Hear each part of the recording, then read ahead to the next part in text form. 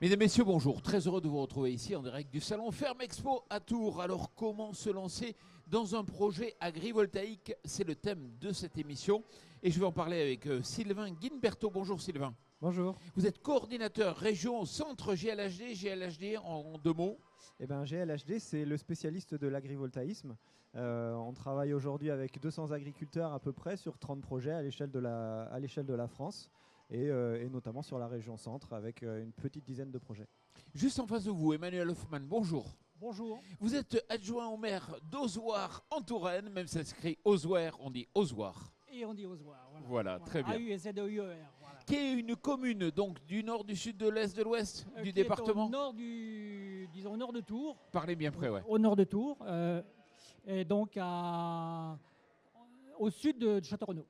Voilà. Une commune qui compte quand même quoi, 2000 habitants? Oui, 2288, disons 2300. On arrondit. Et avec une forte proportion d'agriculteurs. Exactement, oui. Enfin, c'est une commune à forte, disons, connotation agricole. Et principalement, ils font beaucoup de céréales. Et ça va faire plaisir à Henri Frémont, qui est juste à vos côtés, qui est président de la Chambre d'agriculture d'Indre-et-Loire. Merci Henri d'être ici. Alors, on va s'intéresser sur qu'est-ce qu'il faut faire pour bien lancer un projet agrivoltaïque. Alors, on va prendre un cas précis, un cas qui vous réunit. Lequel? Expliquez-moi. Alors effectivement, on va parler d'un projet en particulier, donc celui d'Ozoir en Touraine avec le projet de la bergerie ensoleillée, qui est un projet qui a émergé en 2020 sur la commune avec des premiers rendez-vous à cette époque-là avec la collectivité très vite. Avec les agriculteurs, on a consulté tous les agriculteurs du secteur suite au contact avec un ou deux agriculteurs. On a consulté tous les agriculteurs du secteur pour voir qui voulait partir dans le projet. Et à partir de là, on a déroulé avec ceux qui avaient envie de travailler sur le projet agrivoltaïque qui allait voir le jour et qui est en cours on a obtenu les permis, ça avance et la construction devrait démarrer dans quelques mois. On va voir comment ça se passe. Et est-ce que vous avez quelques chiffres clés pour avoir un ordre d'idée? Alors ce projet, c'est 155 hectares qui sont uniquement sur la commune d'Ozoir en Touraine. Il y a une seule commune qui est concernée. C'est 13 agriculteurs qui se sont engagés dans le projet à mettre des parcelles dans le projet. Donc c'est réparti sur beaucoup d'agriculteurs. C'est une grosse surface, mais réparti sur beaucoup d'agriculteurs. Et il y a un éleveur qui s'installe sur le projet, alors qui est déjà installé, qui a déjà ses premières brebis, donc qui travaille déjà et qui attend le projet pour pouvoir exploiter le plein potentiel de son cheptel. Pour l'instant, il freine un petit peu en attendant d'avoir toutes les parcelles à disponibilité. Mais voilà, il est déjà installé. Donc, c'est 14 agriculteurs finalement qui sont concernés par ce projet.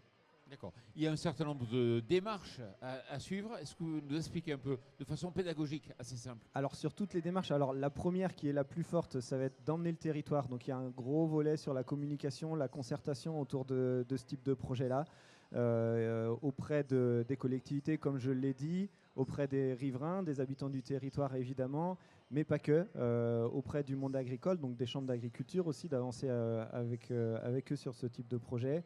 Et puis de tous les acteurs qu'il peut y avoir, donc ça va être les associations qu'il y a sur place et un petit peu tout le monde. Donc la concertation, c'est un gros bloc. Et puis après, il y a tous les volets plus administratifs, des études d'impact qui prennent un an et demi, les permis de construire, des choses très administratives. Et après, on rentre dans un truc un peu nébuleux qui est l'instruction des permis, où là, on sait quand est-ce qu'on dépose les permis, on ne sait pas quand on les obtient parce que l'administration ne sait pas forcément toujours quoi faire de ça. C'est des choses qu'elle découvre encore aujourd'hui, donc ça peut durer.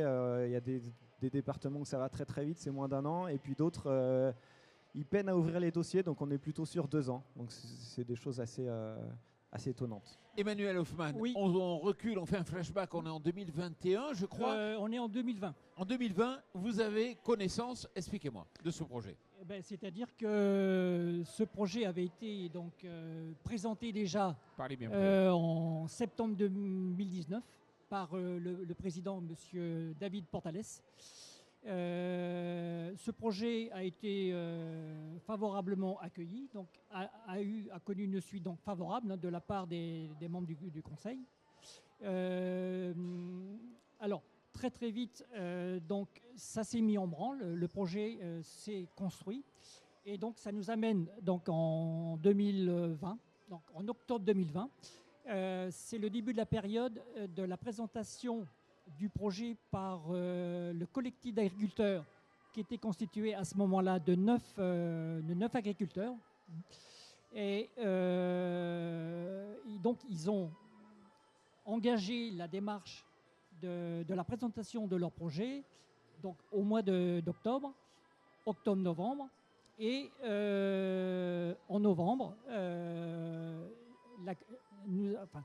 il y a eu des informations plus ou moins erronées, voire infondées, qui ont circulé par voie de pétition et par voie de presse. C'est arrivé au niveau de la commune et nous avons un conseil municipal qui est fixé en général en fin de mois. Donc là, c'était 25-26 novembre. Et compte tenu de l'ampleur des informations qui n'étaient pas justes, voire infondées. Vous êtes dit, il faut que je m'implique. Il faut que je... Voilà. Donc, j'ai proposé au conseil à ce moment-là de prêter donc mon concours pour ces agriculteurs. Parce qu'il faut savoir que dans cette période-là, la fausse information était telle que ça avait un petit peu découragé un petit peu les agriculteurs. Et mon concours, ça a permis... Enfin, déjà, ils ont accepté que je vienne en aide.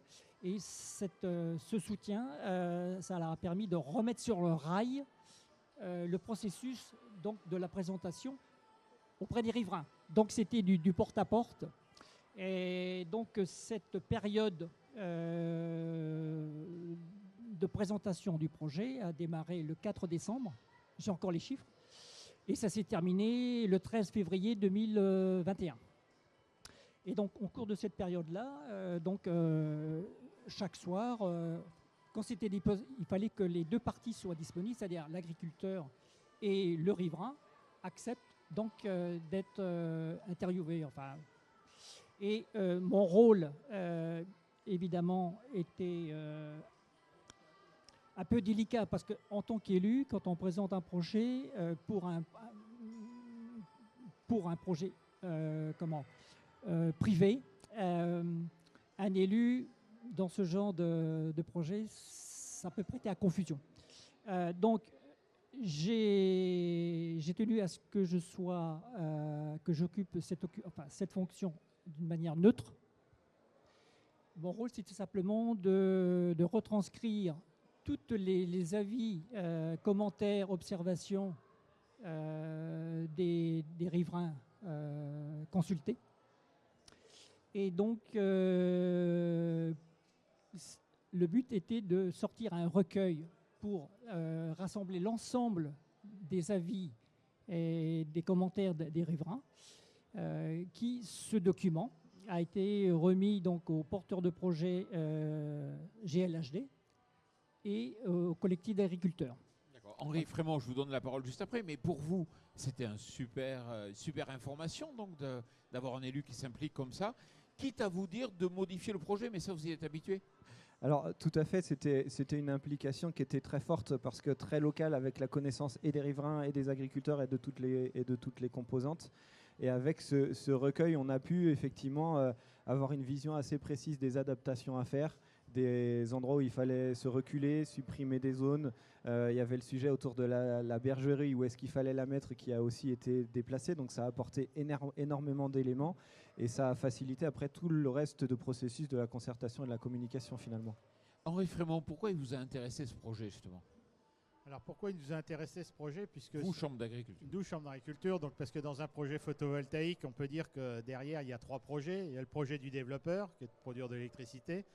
Il y a le projet du propriétaire, qui est de rentabiliser un peu plus ses terres que de mettre un fermier dessus. Et puis, il y a le projet agricole. Et nous, en tant que Chambre d'agriculture, ce qui nous intéressait, c'était le projet agricole. Donc, du coup, on s'est intéressé au projet. Alors, pas totalement au début. On n'était pas forcément dans la boucle au début, mais assez rapidement, on a été dans la boucle puisque on avait à un moment donné à se positionner en CDPENAF sur notre rôle à la CDPENAF. Et sur ce sujet qui était tout nouveau en CDPENAF, on attendait clairement la position de la profession agricole puisqu'on savait que il y aurait quand même pas mal de membres de la CDPNAF qui nous suivraient ne connaissant pas le sujet. Donc c'est vrai que là, on a retravaillé avec GLHD, le groupe d'agriculteurs et l'agriculteur pour retravailler ce projet agricole. Alors nous, dans ce projet, alors il faut dire que le positionnement professionnel sur l'agrivoltaïque est quand même extrêmement contrasté. Vous demandez à 10 agriculteurs, vous avez 10 avis différents. Vous demandez à 3 syndicats, les 3 syndicats majoritaires qui vont avoir 3 avis différents, et vous demandez au même syndicat qui est au nord de la France ou au sud de la France qui aura un avis différent.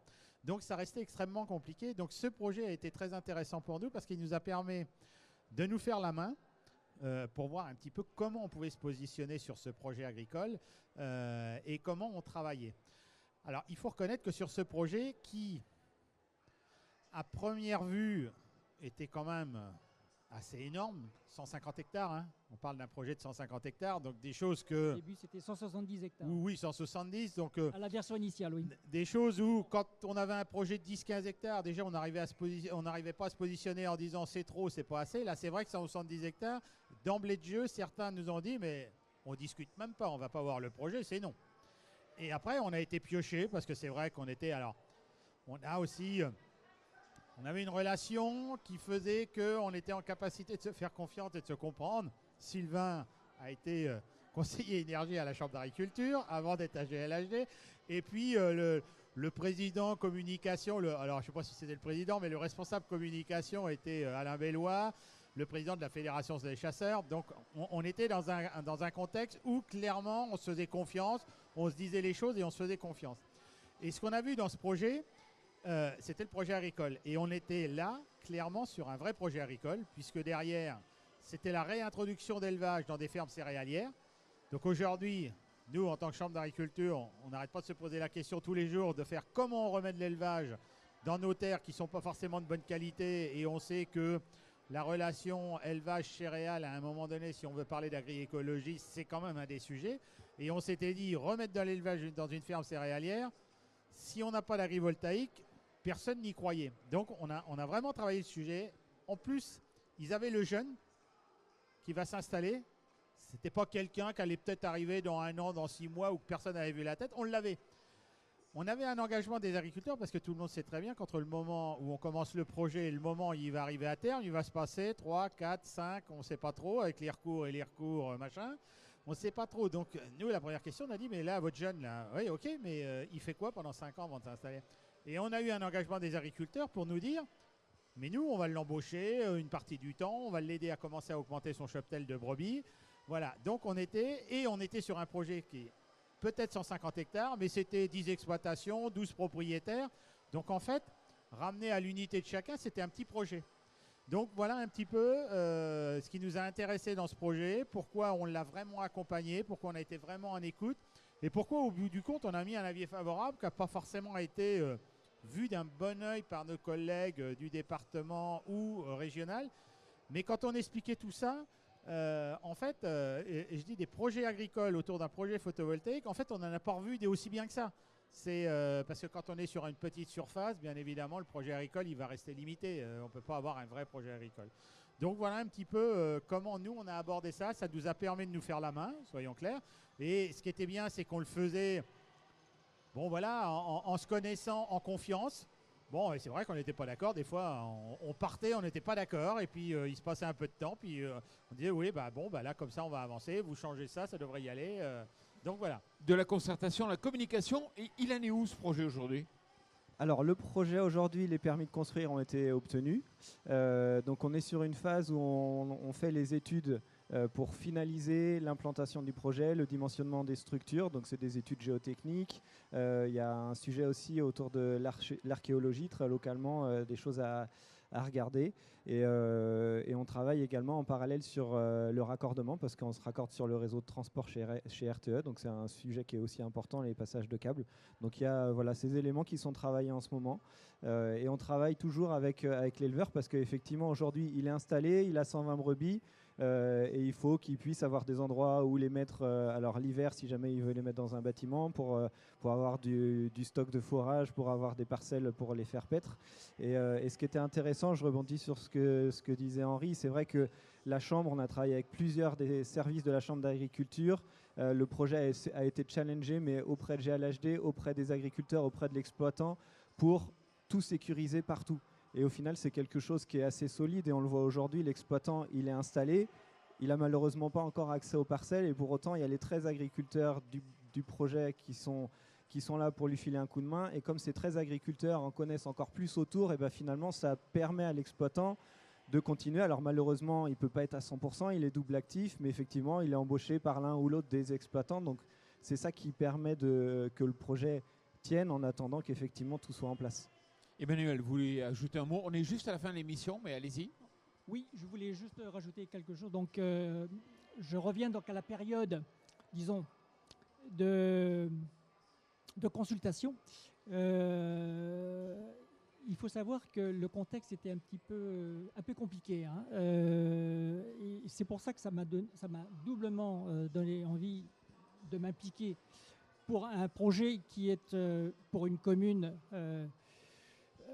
rurale, bon, caractère agricole principalement, céréalière, mais c'était l'occasion vraiment